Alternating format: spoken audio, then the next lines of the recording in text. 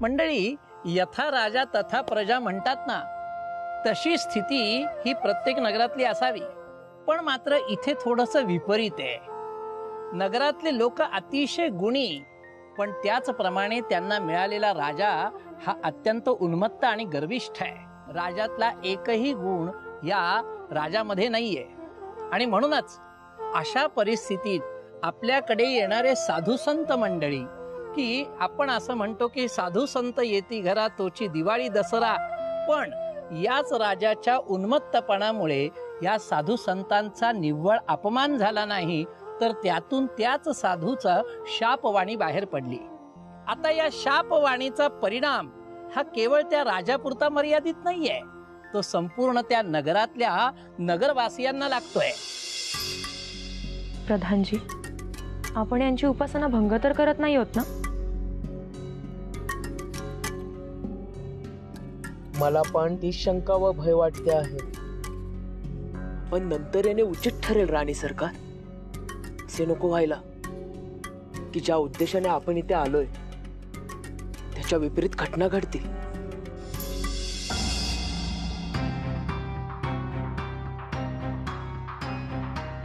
एखाद्या योग्याकडे मनोभावे प्रार्थना केली तर ती नक्की पोहोचते. आणि माझा उद्देश तर प्रामाणिकच आहे.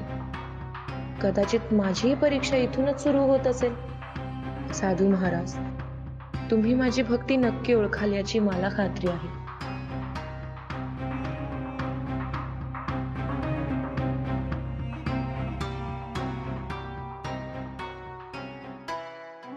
प्रणाम महाराज.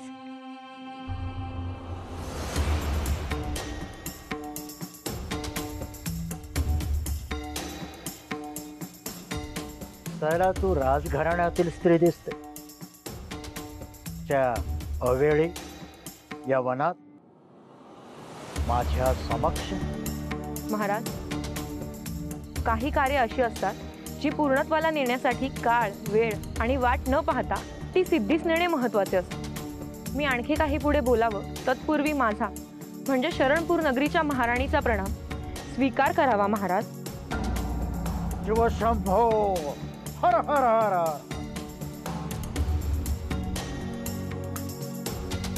काय म्हणालीस महाराज?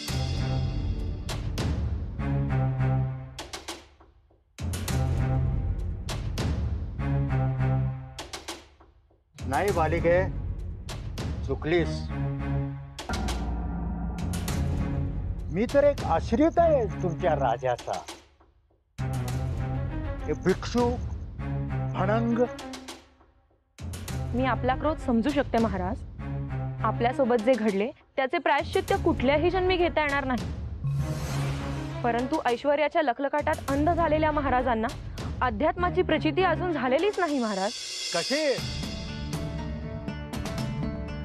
बाह्य जगतावर फुलणारा तो मूढ राजा अंतर्मनात झाकून बघण्याची दृष्टीच कमावून बसलेला आहे. परंतु त्यांच्या अपराधाची शिक्षा संपूर्ण नगरीला का महाराज? आपण ज्ञानी आहात. आपण पाहू शकता की संपूर्ण गाव दुष्काळाच्या झळांनी होरपळून गेलेले आहे. प्रजेचे हाल आम्हाला बघवत नाही. असे आमच्यावर कोपू नका महाराज. हवं तर आम्हाला शिक्षा द्या. मी त्यांचा अपराध माझ्या पदरी घेते. परंतु माझ्या कुटुंबावर कोपू नका. त्यांना त्यांचं सुखी आयुष्य परत द्या. आपला शाप आपण मागे घ्यावा महाराज. अशक्य. शाप म्हणजे आमची आकाशवाणी आणि एकदा दिलेला शाप परत घेता येत नाही.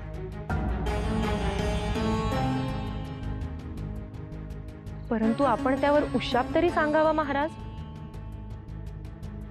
आपण सांगाल त्या हालअपेष्टा सहन करायला मी तयार आहे. तुम्ही सांगाल ते व्रत करेल. परंतु त्यावर काहीतरी उपाय सांगा महाराज. तुझी तळमळ जशी माझ्यापर्यंत पोहोचली तशी ती भगवंतापर्यंत पण पोहोचायला.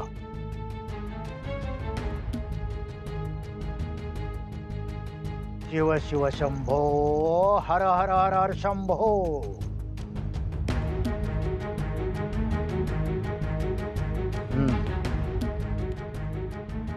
भगवंत प्रसन्न व्हायला. महादेवाची उपासना हा एकच मार्ग आहे. चालेल, मी मनोभावे पूजा करेन महादेवांची. त्यांना प्रसन्न करण्यासाठी त्यांची मनापासून आराधना करेन. हा मार्ग खडतर आहे बालिके. साक्षात भगवंताला आवाहन करावं लागेल. शिवशंभोचा संपूर्ण गाभारा दुधानं भरला पाहिजे. एकदा आवाहन करून दुधाने जर गाभारा भरला नाही तर संपूर्ण नगरी शापमुक्त होणार नाही. महाराज, हा एकमेव पर्याय असेल तर आम्ही त्यांना प्रसन्न करू. त्यांना आवाहन करू, मनोभावे पूजा करू आणि या रयतेवरचे संकट दूर करू. शिवशंभो हर हर शिवशंभो. कुणाला कुणाला विचारून त्या साधूकडे जाण्याची दुर्बुद्धी सुचली तुम्हाला? हा? आणि काय प्रधानजी, या राज्याचा महाराज कोण? ओळखता ना मला? मी धैर्यशील राजे अजून जिवंत आहे म्हटलं. तुम्हाला एक क्षण देखील वाटलं नाही की आमच्याशी सल्ला मसलत करावी? महाराज, अहो ते मी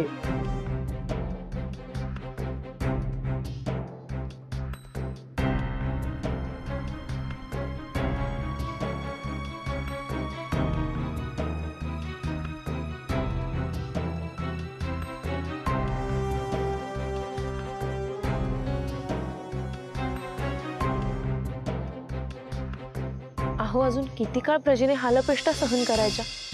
इतकंही पाषाण हृदयी असू नये आपण. त्यांनी जो उपाय सांगितला आहे ना, त्याने सर्व पूर्ववतच होणार आहे महाराज. प्रजा खुश होईल आणि आपणही आनंदीच होऊ ना. महाराज, माझ्यासाठी एवढं तरी कराल ना?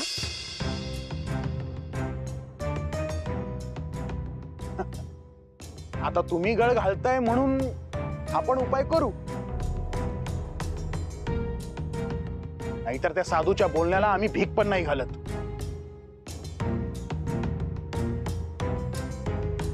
बोला, काय उपाय सांगितला त्यानं? त्यांनी सांगितलं आहे शिवशंभूला प्रसन्न करावं लागेल. भगवंताला आवाहन करून त्यांचा गाभारा पूर्ण दुधाने भरावा लागेल. काय? गाभारा दुधानं भरायचा? हो, आणि एकदा का आवाहन सुरू केले की पुन्हा माघार घेता येणार नाही. काय मूर्खासारखा उपाय आहे हा? ठीक आहे, त्या साधूच काय वाटत की आम्ही इतके गरीब आहोत की आम्ही साध्या दुधानं तो गाभारा भरू शकणार नाही? अरे सहज शक्य आहे आम्हास. प्रधानजी,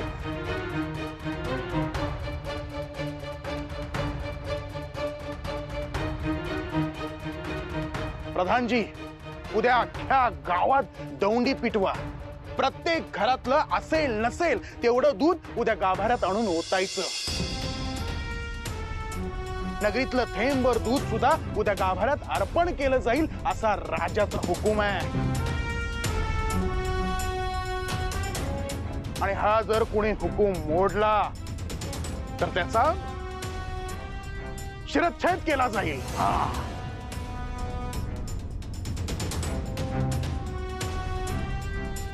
प्रजेला जर शापातून मुक्तता हवी असेल तर प्रजेला काही सोसायला नको?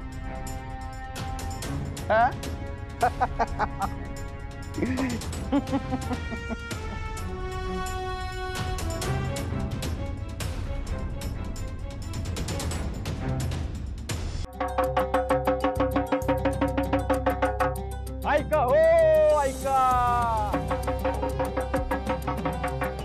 कान घेऊन ऐका. महाराजांचा फरमान हाय, हुकूम हाय. या दुष्काळावर उपाय म्हणून महादेवाची प्रार्थना करायची हाय. देवावर दुधाचा अभिषेक घालायचा हाय आणि त्यासाठी गावातल्या प्रत्येकानं गाभाऱ्यात दूध ओतायचं हाय.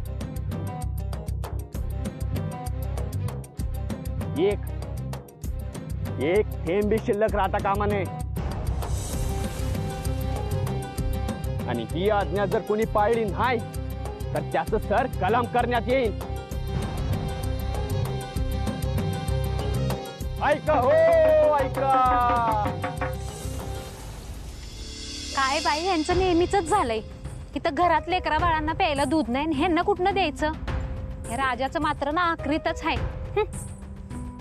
घ्या, समजा दूध दिल्यावर पोरा बाळांना काय द्यायचं?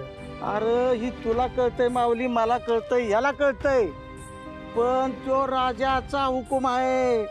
तुला मला नाही म्हणता येणार नाही, लक्षात ठेव. काय हो धनी, काय वाटतं तुम्हासनी? अगं मला तर काय कळणच झालंय बघ. आपण तरी काय करू शकतोय अजून? आणि असं सगळं करून जर दुष्काळ जात असेल तर नेऊन देऊ आपण दूध. राहू एक दिवस उपाशी, त्यात काय होतंय? इतके दिवस राहिलोच की. अगं पण नाही, माझा शंभू इतका निष्ठुर नाहीये. तो कोणाचा हाल नाही होऊ देणार. या राजाचा कारभारच खुळा आहे. काय व्हायचं ते होईल. माझ्या शंभूच्या मनात जे असेल तेच होईल. ओम नमः शिवाय, नमः शिवाय, ओम नमः शिवाय. ओम नमः शिवाय, ओम नमः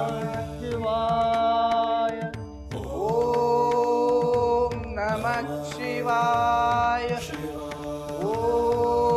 ओम नमः शिवाय, ओम नमः शिवाय, ओम नमः शिवाय, ओम नमः शिवाय, ओम नमः शिवाय.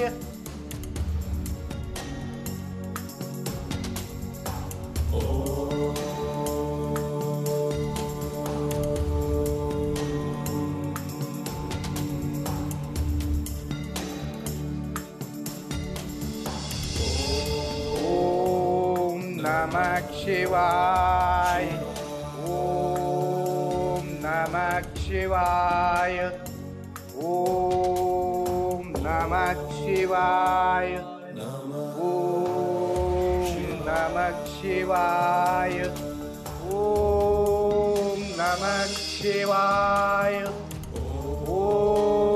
ओम नमः शिवाय, ओम नमः शिवाय, ओम नमः शिवाय, ओम नमः शिवाय. ए म्हातारे, समजा दूध घेऊन ये बाहेर. बाळा उपाशी आहेत घरात, एवढं दूध घरात शिल्लक आहे. मग आम्ही काय करू? जा.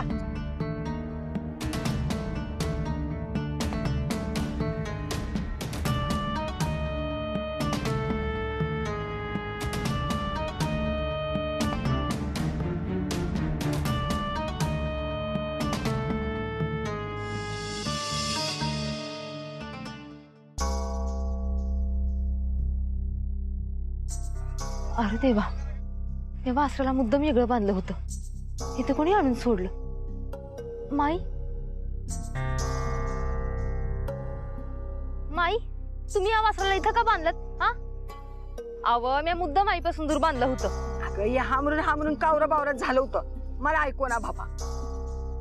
अगं आपण काय म्हणून माय लेकरांची ताटातूट करायची ग? पर त्यानं गाईचं दूध प्यायलं असतं म्हणजे? प्यायलं असतं.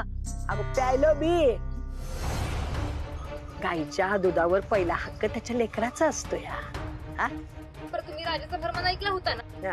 राहू दे, हे काढलेलं दूध घेऊन जा, आपल्या लेकरासनी दे. काय?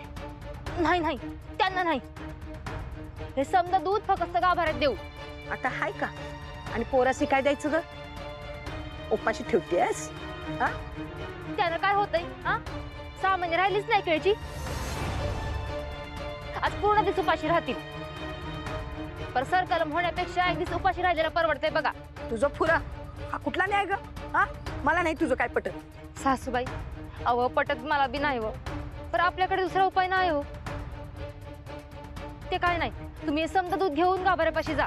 हा, मी जाऊन येते कुसुमपाशी. काय झालं तुला?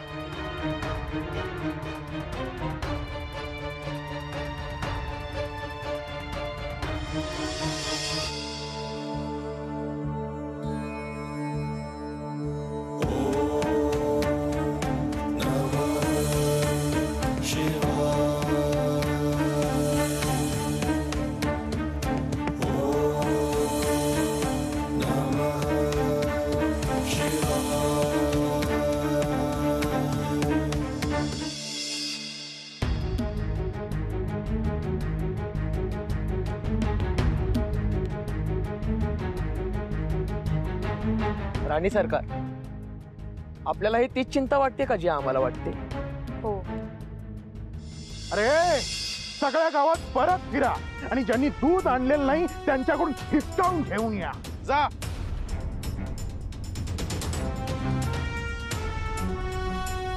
महाराज, अहो आतापर्यंत नगरातल्या घराघरातल्या प्रत्येकाने दुधाचा अभिषेक केला, पण तरी हा गाभारा भरत कसा नाहीये?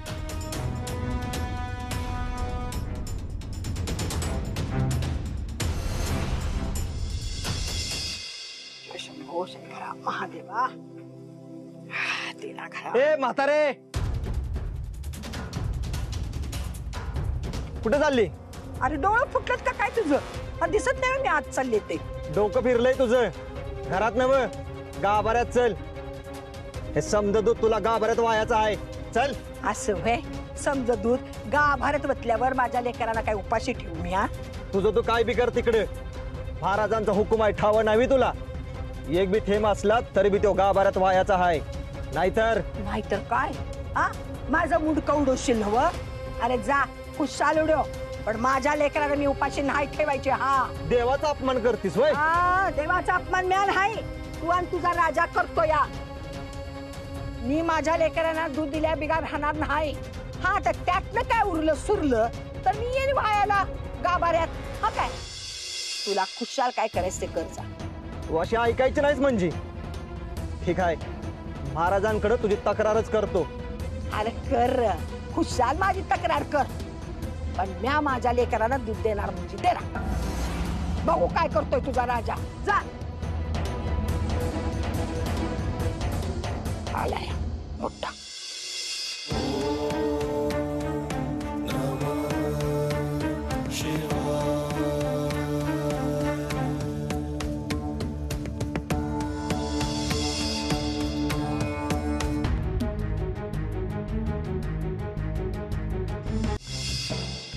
अरे काय पोरकटपणा चाललाय हा?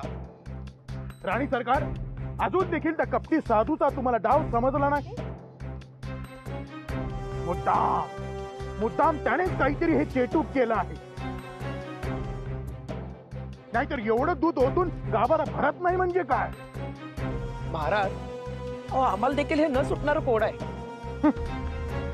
पुरोहित, आपणच यावर काहीतरी उपाय सुचवा सत्वर. राजन, क्षमा सांग, आणि हे आमच्या आकलनाच्या पलीकडे आहे.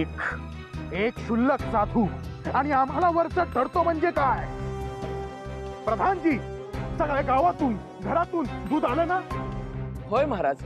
मग तरीही हा गाभारा भरत कसा नाहीये? महाराज, अहो संपूर्ण पंचक्रोशीत आपली आज्ञा मोडायच्या दुस्साहस कोणाचेही नाही, आणि असं कोणीही नाहीये ज्याने दूध अर्पण केलेलं नाही. महाराज, माफी असावी. असं घर आहे, त्यात एका म्हातारीने दूध द्यायला मनाई केली. इतकंच नव्हे तर आपली आज्ञा पाळायला सुद्धा नाही म्हणाली. प्रधानजी, तुम्ही देखरेख करत होतात ना, मग ही म्हातारी उरली कशी? आणि ती आमच्या हुकुमाचा अवमान करते. शिपाईचा असेल तशी तिला फरफडत आणा आणि आमच्या समोर उभी करा. आम्ही तिचा शिरच्छेद करू. ते म्हणतात ना, देवाची करणी आणि नारळात पाणी, या संपूर्ण जगाची चक्र चालवणारा तो भगवंत आहे. आणि त्याच भगवंताने त्या नगरातल्या राजाला मतिभ्रष्ट केलं, पण त्याच बरोबरीने मात्र नगरातल्या त्या माईच्या मनामध्ये मायेचा दीपक तेवत ठेवला.